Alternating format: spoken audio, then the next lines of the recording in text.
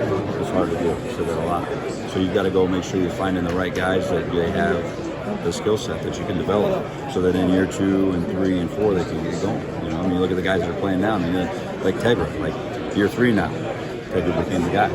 It's pretty normal. You know, those younger guys, Luke and Austin, some of the guys that are playing now, like playing early. Carson last year was playing earlier for those guys. So you just got to make sure that they have the right skill set, that when they are there and they're in the room, that when they're getting into year into 2, 3, 4, and 5, you know, if they make it that long, then they can get the job done for us. Knowing that, have you thought about changing? It's like, okay, yeah, you got to recruit. Obviously, that's what you want to do first. But do you feel like going forward, the transfer portal in that world has to be more valuable because of that? What you're talking about, it does take a couple of years, so maybe you can offset it with guys that I don't know if you can talk about Ethan and yeah, I mean, I think ultimately we've got to make sure we have our room. You got to have, you know, your number that we're giving scholarship wise. So that's the first part. You have to have your 15, 16 guys in the room, and then yeah, you got to forecast out like who's going to be a 3. You know, you get a guy that's out early. That was in the past with, you know, with Paris Johnson. Now you got to supplement.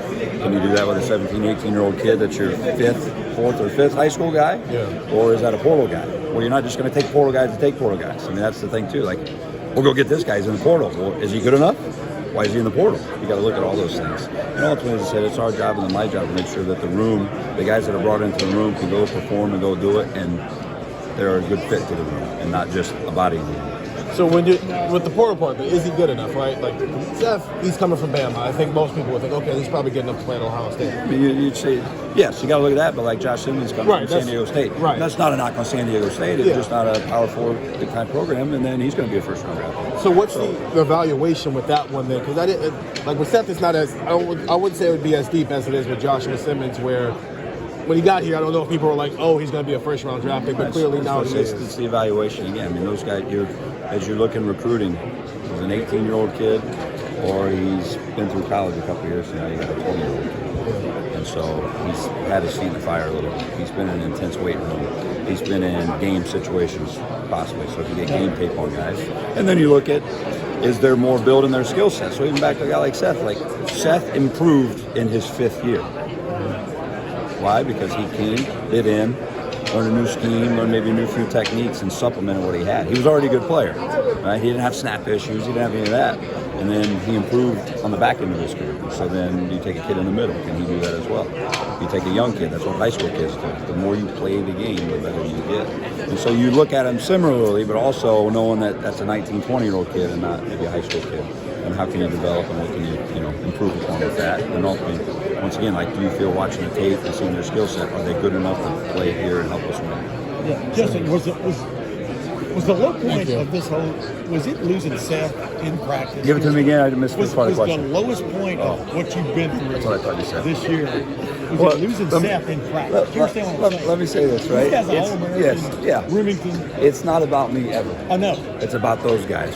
That would be Seth's lowest point, probably. Yes, if you'd ask him. He's wheeling around the phone, so you can talk to him. So yes, to see a guy that's done that and all of a sudden walks off is like, wow.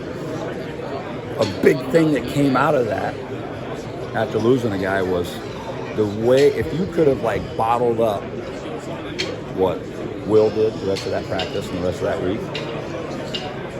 Talk about leadership, toughness, camaraderie, like any of those adjectives you want to throw in, outstanding. That came out of that. What else came out of that? Another Carson being like, all right, I'm going to take my glove off and go. Yeah. And then rolling through. So, I've told a lot of people already today, like they go through of like, what have they gone through this year? Not me. What have they gone through? Right. Living what you want O-linemen and great teammates to be. I'm one play away. I got to prep like I'm in the game. You're in the game. 7th guy. Got to prep like I'm one way. I'm in this. 8th, and like I said, I think those are going to the game. That was our 9th different guy playing in the games in a playoff game, mind you. They live that. It's not about me. That's about these kids and what they do and the coaching and the preparation they take. So back to that. My lowest point, it would be able to sit back and look at it like, damn, that was terrible for him. But in it right now, silver lining in the clouds of doubt popping out right now with what these guys and the kids around him and how he's responded to what's going on. And by low point, I meant for the group, not just. I mean, you'd been through a few cycles, and all of a sudden now you're doing it again. You understand what I'm saying? Yeah, absolutely. How many guys do you have? You understand? I mean, what did you see? Obviously, the Michigan game didn't go like y'all wanted. I called it running into a brick wall kind of thing.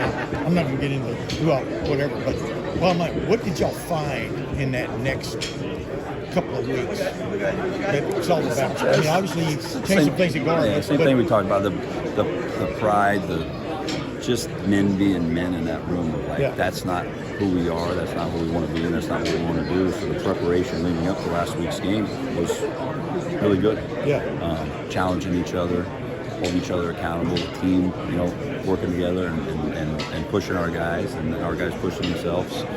So I think you just saw that, the resiliency of, once again, another cliche adjective that's popping out, but like that showed up. Yeah.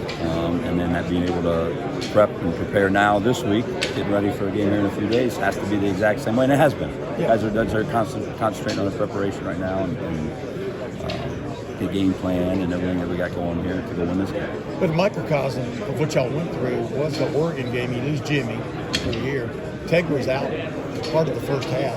Comes back. I mean, but you've got Zim in there. You've got Austin in there playing in a huge game.